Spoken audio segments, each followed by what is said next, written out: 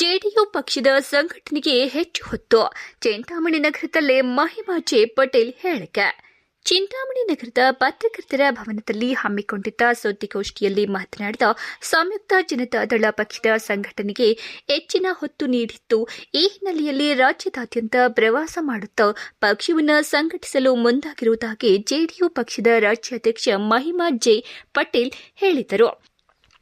ಈ ಹಿಂದೆ ಸನ್ಮಾನ್ಯ ದಿವಂಗತ Ramakrishna Hegde, JH Patel, KN Nagegowda, KM Krishnareddy, ಬೈರೇಗೌಡರು, ರಮೇಶ್ ಕುಮಾರ್, ಗೋವಿಂದೇಗೌಡರು ಸೇರಿದಂತೆ ಹೆಚ್ಚಿನ ಯಾವುದೇ ಕಪ್ಪು ಚುಕ್ಕೆ ಇಲ್ಲದ ಜನಪರ ನಾಯಕರ ಸಂಘಟನೆಯಲ್ಲಿ ಸಂಯುಕ್ತ ಜನತಾದಳ ಪಕ್ಷ ಉತ್ತಮ ಕೆಲಸಗಳನ್ನು ಮಾಡಿತ್ತು. ಆದರೆ ಇತ್ತೀಚೆಗೆ ಪಕ್ಷದ ಸಂಘಟನೆ ಕೊಂಚ ಹಿನ್ನಡೆ ಅನುಭವಿಸುತ್ತಿದ್ದು, ಆದರೆ ಈಗ ಮತ್ತೊಮ್ಮೆ ಪಕ್ಷಕ್ಕೆ ಪುನರ್ ವೈಭವ ತರುವ ನಿಟ್ಟಿನಲ್ಲಿ ಸಂಘಟನೆ ಮಾಡುತ್ತಿರುವುದಾಗಿ ಹೇಳಿದರು. ಉತ್ತಮ ಶಿಕ್ಷಣ, ಆರೋಗ್ಯ, ಆಡಳಿತ, ಕೃಷಿ ಮತ್ತು ಪರಿಸರ ಈ ಅಂಶಗಳೊಂದಿಗೆ ಪಕ್ಷವು ಹೆಜ್ಜೆ ಇಟ್ಟಿದ್ದು, ಜನಪರ ನಿಲುವುಗಳೊಂದಿಗೆ ಜನರ ಸಮಸ್ಯೆಗಳಿಗೆ ಸ್ಪಂದಿಸುವ ಮೂಲಕ ಪಕ್ಷವನ್ನು ಸಂಘಟಿಸಲು ರಾಜ್ಯದಾದ್ಯಂತ ಪ್ರವಾಸ ಮಾಡುವುದಾಗಿ ಹೇಳಿದ ಮಹಿಮಾ ಜೆ ಪಟೇಲ್ ಅವರು ಆಗ್ನೇಯ ಪದವೀಧರ ಕ್ಷೇತ್ರಕ್ಕೆ ಜೆಡಿಯು ಪಕ್ಷದ ಯುವ ಘಟಕದ ರಾಜ್ಯಾಧ್ಯಕ್ಷ ಡಾಕ್ಟರ್ ನಾಗರಾಜ್ ಕೆ ಅವರನ್ನು ಅಭ್ಯರ್ಥಿಯಾಗಿ ಆಯ್ಕೆ ಮಾಡಿದ್ದು, ಅವರನ್ನ ಗೆಲ್ಲಿಸಿಕೊಟ್ಟು ಜನಸೇವೆ ಮಾಡಲು ಅವಕಾಶ ಕಲ್ಪಿಸಿಕೊಡುವಂತೆ ಇದೇ ವೇಳೆ ಮನವಿ ಮಾಡಿದರು. ಈ ಸಂದರ್ಭದಲ್ಲಿ ಡಾಕ್ಟರ್ ನಾಗರಾಜ್ ಕೆ ಸೇರಿದಂತೆ ರಾಜ್ಯ ಘಟಕದ ಪದಾಧಿಕಾರಿಗಳು ಹಾಗೂ ಜಿಲ್ಲಾ ಘಟಕದ ಹಲವರು ಉಪಸ್ಥಿತರಿದ್ದರು.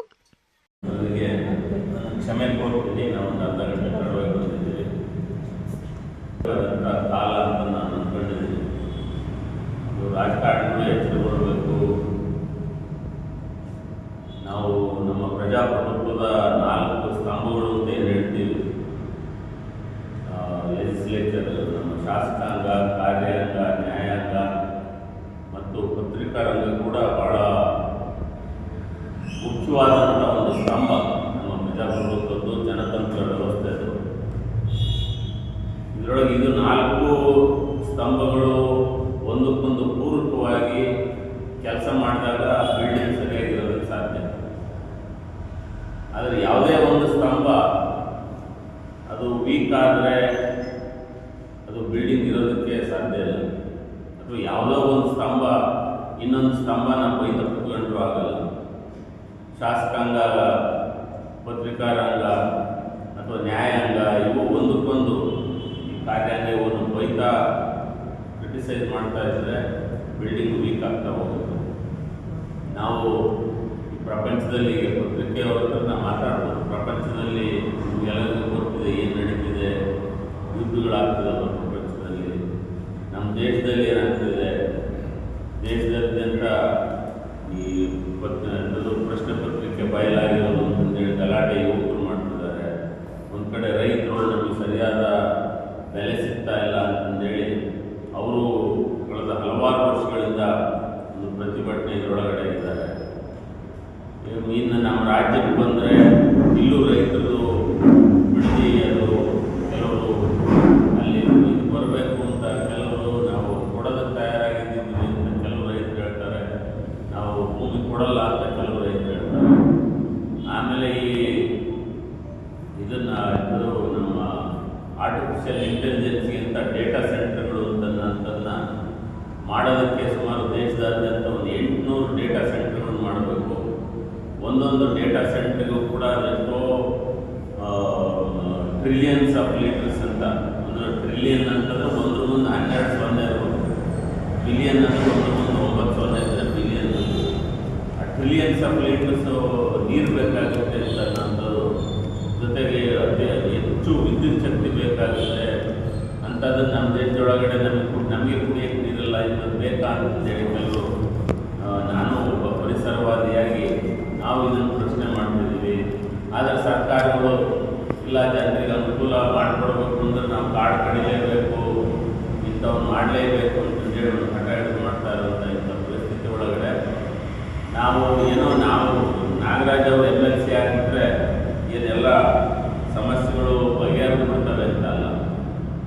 ಆದರೆ ಆ ದಿಕ್ಕಿನಲ್ಲಿ ಒಂದು ಹೆಜ್ಜೆ ಇಟ್ಟಂಗೆ ಆಗುತ್ತೆ. ನಾಗರಾಜು ವಿದ್ಯಾವಂತರು, ತಿಳುವಳಿಕೆಸ್ತರು, ಯಾರಾದರೂ ಏನಾದರೂ ಸಲಹೆಗಳು ಕೊಟ್ಟರೆ ತಗೊಳ್ಳೋಂಥ ಒಂದು ಬುದ್ಧಿ ಇದೆ, ಒಂದು ಓಪನ್ ಹಾರ್ಟ್ ಇದೆ. ಓಪನ್ ಮೈಂಡ್ ಇದೆ, ತೆರೆದ ಹೃದಯ, ತೆರೆದ ಮನಸ್ಸಿದೆ. ಯಾರಾದರೂ ಏನಾದರೂ ಸಲಹೆ ಕೊಟ್ಟರೆ ಯಾವುದಪ್ಪ ಜನಕ್ಕೆ ಒಳ್ಳೆಯದಾಗದಾದ್ರೆ ಇಂಥದ್ದು ಮಾಡೋಣ. ಆದರೆ ಈಗಿರುವಂಥ ಭಾಳಷ್ಟು ಜನ ಶಾಸಕರುಗಳಿಗೆ ಮತ್ತು ಮಂತ್ರಿಗಳಿಗೆ, ಮುಖ್ಯಮಂತ್ರಿಗಳಿಗೆ, ಪ್ರಧಾನಮಂತ್ರಿಗಳಿಗೆ ಆ ಥರದ ತೆರೆದ ಹೃದಯ, ತೆರೆದ ಮನಸ್ಸಿಲ್ಲದಂಥ ಇಂಥ ಪರಿಸ್ಥಿತಿ ಒಳಗಡೆ ನಾವು ಒಬ್ಬನ ಒಳ್ಳೆಯವ್ರನ್ನ ಆರಿಸಬೇಕಾದಂಥದ್ದು ನಮ್ಮೆಲ್ಲರ ಜವಾಬ್ದಾರಿ ಅಂತ. ಇದು ಕರ್ತವ್ಯ ಅನ್ನೋದಕ್ಕಿಂತ ಇದು ಜವಾಬ್ದಾರಿ.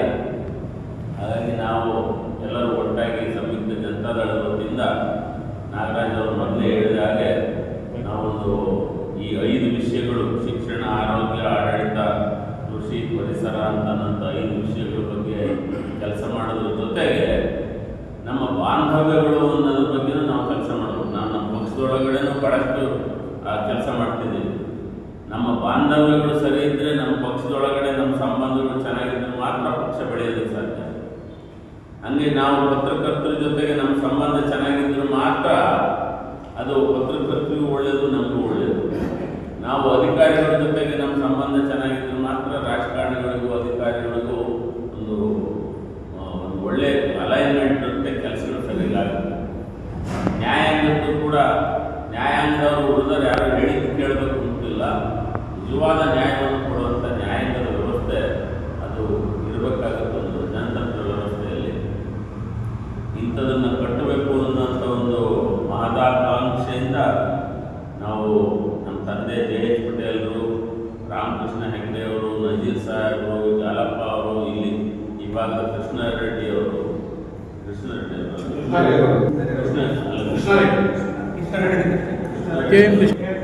ಅವ್ರು ನನ್ನ ತಂದೆ ಭಾಳ ಆತ್ಮೀಯರಾಗಿದ್ದಂಥವ್ರು. ಅವರು ಭಾಳ ಪ್ರಾಮಾಣಿಕವಾಗಿ ಜನರ ಪರವಾಗಿ ಇಲ್ಲಿ ನಮ್ಮ ಜೊತೆಗೆ ಇದ್ದಂಥವ್ರೆ. ನಮ್ಮ ಇವರು ರಮೇಶ್ ಕುಮಾರ್ ಅವರ, ಬೈರೇಗೌಡರು, ಗೋವಿಂದೇಗೌಡರು, ನಾಗೇಗೌಡರು, ಈ ಥರ ನನ್ನ ತಂದೆಯವ್ರ ಜೊತೆಗೆ, ರಾಮಕೃಷ್ಣ ಹೆಗ್ಡೆ ಅವ್ರ ಜೊತೆಗೆ ಜನರಿಗಾಗಿ ಯೋಚನೆ ಮಾಡ್ಕೊಂಡು ಅದನ್ನ ಕೆಲಸ ಮಾಡ್ತಾ ಇದ್ದದ್ದು. ಈಗ ನಿಧಾನಕ್ಕೆ ಜನರ ಬಗ್ಗೆ ಗಮನ ಅನ್ನೋಂಥದ್ದು ಕಡಿಮೆಯಾಗಿ ನಾವೇನು ನೋಡ್ಕೋಬೇಕು, ನಮ್ಮ ಮಕ್ಕಳನ್ನ ನೋಡ್ಕೋಬೇಕು, ನಮ್ಮ ಮನೆಯಲ್ಲೆಲ್ಲ ಎಲ್ಲರೂ ಹೆಂಗಿರ್ಬೇಕು ಅನ್ನೋಂಥ ಯೋಚನೆಗಳೇ ಜಾಸ್ತಿ ಆಗಿರುವಂಥ ಈ ರಾಜಕಾರಣದ ವ್ಯವಸ್ಥೆಯಲ್ಲಿ ಒಂದು ಪರಿವರ್ತನೆ ಬರಬೇಕು ಅಂತ ಅದಕ್ಕೆ ಪತ್ರಕರ್ತರು ನಿಮ್ಮನ್ನು ಕೂಡ ನಾವು ನಿಮ್ಮ ಸಹಕಾರವನ್ನು ನಾವು ಕೇಳ್ತೀವಿ. ನಾಗರಾಜ ಒಂದು ಸಾಂಕೇತಿಕವಾಗಿ ಒಂದು ಬದಲಾವಣೆಯ ಸಂಕೇತ, ಯುವಕ, ವಿದ್ಯಾವಂತ, ಇವ್ರ ಮನೆಯವರು ಇಬ್ಬರು ಡಾಕ್ಟರ್ಗಳು, ಆ ಜನಕ್ಕೆ ಸೇವೆ ಮಾಡಬೇಕು ಅನ್ನೋಂಥ ಒಂದು ಚಿಂತನೆಯಲ್ಲಿರುವಂಥವ್ರು. ಅಕಸ್ಮಾತ್ ಅವ್ರ ದಾರಿ ಬಿಟ್ಟರೆ ನಮಗೆ ಕಿವಿ ಹಿಂಡೋದಕ್ಕೂ ನಮಗೆ ಅವರು ಅವಕಾಶ ಕೊಡ್ತಾರೆ. ಏನಾದರೂ ದಾರಿ ಬಿಟ್ಟರೆ ಕಿವಿ ಹಿಂಡೋದಕ್ಕೆ ಅವಕಾಶ ಕೊಡ್ತಾರೆ. ಆ ಥರದ ಒಂದು ವ್ಯಕ್ತಿಗಳನ್ನು ನಾವು ರಾಜಕಾರಣಕ್ಕೆ ತರಬೇಕು. ನಾನಾದರೂ ಕೂಡ ನಾನು ಸರಿ MLA ಆಗಿ ಅದಾದಮೇಲೆ ಸರಳವಾದಂಥ ಚುನಾವಣೆಗಳಿರಬೇಕು ಅನ್ನೋಂಥ ಒಂದು ಧ್ಯೇಯಗಳನ್ನು ನಾನು ಹೊರಟಿರೋದ್ರಿಂದ ನಾನು ಸದ್ಯಕ್ಕೆ ಒಂದು ಯಾವುದೋ ಒಂದು ಪೊಸಿಷನ್ನಲ್ಲಿ ನಾನು MLA ಆ ಥರದ್ದೇನೂ ಇಲ್ಲ. ಆದರೆ ನನಗೆ ಅಧಿಕಾರ ಅನ್ನೋಂಥದ್ದಿದೆ. ನಾನು ಯಾರೇ ಫೋನ್ ಮಾಡಿದ್ರು ಕೂಡ ಭಾಳ ಗೌರವದಿಂದ ಫೋನ್ನಲ್ಲಿ ಮಾತಾಡ್ತಾರೆ.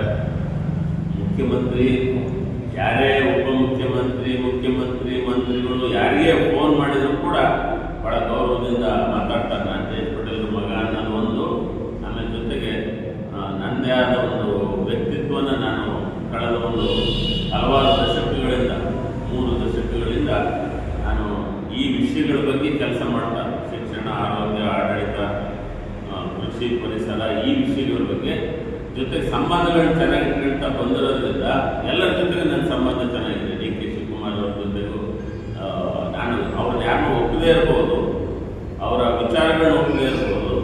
ದೇವೇಗೌಡರ ಜೊತೆಗಾಗಿ ಡಿ.ಕೆ. ಶಿವಕುಮಾರ್, ಸಿದ್ದರಾಮಯ್ಯನವರು, ಈಗ ರಾಜ್ಯದಲ್ಲಿರುವಂಥ ಎಲ್ಲ ನಾಯಕರುಗಳ ಜೊತೆಗೂ ಕೂಡ, ಯಡಿಯೂರಪ್ಪನವ್ರ ಜೊತೆಗೂ ನಮ್ಮದೆಲ್ಲ ಇದೆ.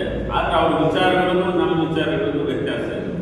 ನಾವು ಒಂದು ಸ್ವಲ್ಪ ಶುದ್ಧತೆ, ಪರಿಶುದ್ಧತೆ, ಪಾವಿತ್ರತೆ ಕಡೆ ಹೆಚ್ಚು ನೋಡ್ತೀವಿ.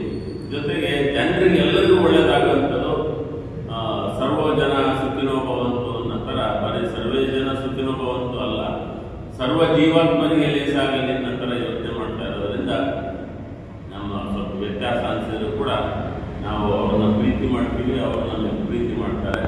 ಹಾಗಾಗಿ ವಿರೋಧಿಗಳು ಅಂತ ನೋಡಿದೆ ನಮಗೇನು ಬೇಕು ಅನ್ನೋದ್ರ ಕಡೆ ಹೆಚ್ಚು ಫೋಕಸ್ ಮಾಡೋದ್ರಿಂದ ನಾಗರಾಜ್ ಅವ್ರನ್ನ ಗೆಲ್ಲಿಸೋದ್ರ ಕಡೆಗೆ ನಾವೀಗಾಗಲೇ ಎಲ್ಲ 5 ಜಿಲ್ಲೆಗಳಲ್ಲಿ ಪ್ರವಾಸ ಮಾಡಿದ್ದೀವಿ, ಹಲವಾರು ತಾಲೂಕುಗಳಲ್ಲಿ ಪ್ರವಾಸ ಮಾಡಿದ್ದೀವಿ. ಆ ಹಿನ್ನೆಲೆ ಒಳಗಡೆ ಚಿಂತಾಮಣಿಗೆ ಈಗ ಬಂದಿದ್ದೀವಿ, ಮತ್ತೆ ಬರ್ತೀವಿ, ನಿಮ್ಮನ್ನು ಭೇಟಿ ಮಾಡೋಣ. ನಿಮ್ಮ ಮೂಲಕ ನಾವು ಲಕ್ಷಾಂತರ ಜನರನ್ನು ತಲುಪೋದಕ್ಕೆ ಸಾಧ್ಯತೆ ಇದೆ.